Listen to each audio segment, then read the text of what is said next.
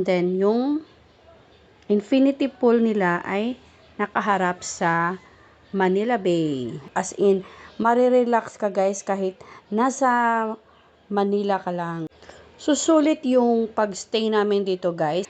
Dahil nga na libre yung aming buffet breakfast guys. Like sa Mall of Asia, malapit ito sa Harbor Square.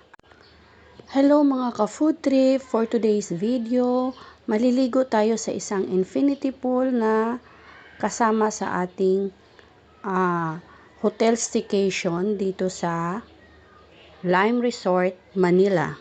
Malapit lang ito guys sa Mall of Asia. And then yung infinity pool nila ay nakaharap sa Manila Bay. Ayan siya guys, oh. Makikita nyo ang ganda ng kanilang infinity pool, ang linis. During this time guys, maagang-maaga pa ito at saka weekdays kami pumunta dito kaya konti lang ang tao. Ayan. May pa-beach chair sila dito. Pwede kayong mag-selfie-selfie dyan. Napaka-instagrammable yung place. Tapos, may spot dito na pwede kayong bumaba at mag-chill-chill lang dyan guys. Actually, nakuha namin itong staycation na ito sa kanilang Facebook page. Meron din ito sa Agoda at sa Klook.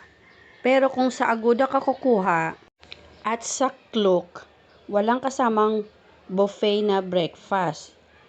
Pero kung doon ka mismo sa kanilang Facebook page sa Lime Resort Manila, nakuha lang namin per night 5,413. May kasama na po siyang buffet breakfast, which is good for 2 na. Pero kung may extra packs kayo, magdagdag lang kayo ng 1,200. Palaging meron silang gano'n na kasama na ang buffet breakfast. And then, pwede ka rin mamili kung dinner buffet. Ayan guys, ang ganda ng view. As in, marirelax ka guys kahit nasa Manila ka lang. Ayan yung mag-ama ko nag-swimming dyan. Ito naman yung sa kabilang side ng infinity pool nila. Susulit yung pagstay namin dito guys. Dahil nga na libre yung aming buffet breakfast guys. Kasi kung sa Klook ka nga kukuha or sa Agoda, another charge yun. Kung gusto mong ma-avail yung breakfast buffet nila. Pero pag hindi naman guys, kung ayaw nyo nang may breakfast, pwede naman yung i-avail ang staycation. Actually, meron din naman silang a la carte kung gusto nyo na hindi kayo mag-breakfast buffet. Kung may car kayo, pwede kayong pumunta sa nearby mga restaurant. Like sa Mall of Asia, malapit ito sa Harbor Square. At marami pang mga ibang restaurant dun guys. For more gala videos like this guys, please subscribe to my channel para mas marami pa tayong video na ma-share.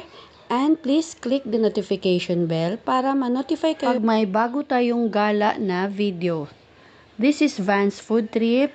Thank you for watching guys. See you in my next video. Bye. God bless.